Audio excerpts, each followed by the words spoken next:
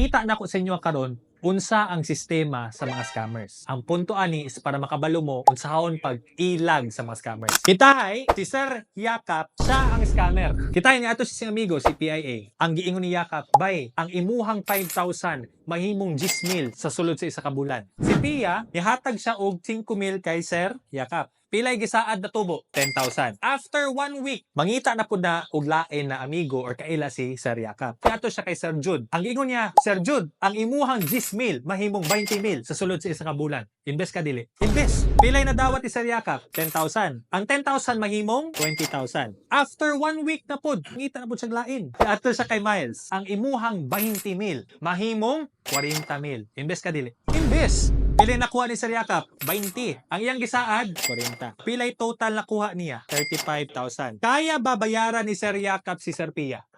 Kaya. Saad niya, 10,000 lang man. Pilay na bilin? 25. Kaya ba niya bayaran si Sir Jude? Kaya. 20,000 naman. Pilay na bilin? 5.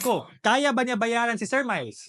Dili. Mao na, mangita na pud siya laing tao na binuangan niya. And here's the worst part. Ikaw na biktima ka, ikaw po'y mutabang sa scammer na mabiktima maglain. Thinking nimo, pag dawat ni Sir Pia og 10,000, makaingon siya, hala, tinuod di ay. Wala jud ko'y gihimo na ako'y nadawat ng kwarta. Si Sir Pia, ibalik tanan. Ang 10,000 ibalik para mahimong 20. Siya po'y mo inganyo sa iyang mga amigo na, bay, na investment diri o. Wala kay himuon, doble ang kwarta. Nitubo ba jud ang kwarta? Wala. Wala. Gituyok lang. Sir, wala may income si Sir Yakap anang style niya.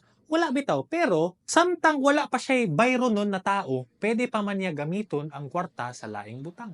Ang deadline ang iyahang ginaapas. Yan sa may mahitabo, pag sobra nakadako, dira na magkawagtang. Nay uban tao na, nakadawat man ko. Ang uban ng tao kay, wala mo ko nakadawat. Dira na. Idako naman kaayo. Di naman mamanage. Kabalo ba mo na naapay higher level ani? Kitahay, ang scammer na siya isa ka kumpanya. Ang pangalan sa kumpanya, para dali lang, Company A. Posible ba na ang iyahang nadawat na kwarta gikan sa iyahang mga investors, moabot na siya og 100 million? Posible dili? Posible. Karon double year money man yang gisaad. So unsay may tabuan ni? Pilay kailangan niya bayaran suma total 200 million. Kaya niya bayaran dili? Dili niya kaya bayaran one time. Ang uban diri na mosulod tong nay uban makadawat, nay uban di kadawat. So unsa may himuon ni Company A? Magtukod sa Company B. Ang gisaad sa Company A, double your money. Ang gisaad sa Company B, triple your money. Kinsay tag-iya? Siya gihapon. Kung ikaw ang tao na walay alam pag abot sa kwarta, asa ka mo invest? Double your money, triple your money.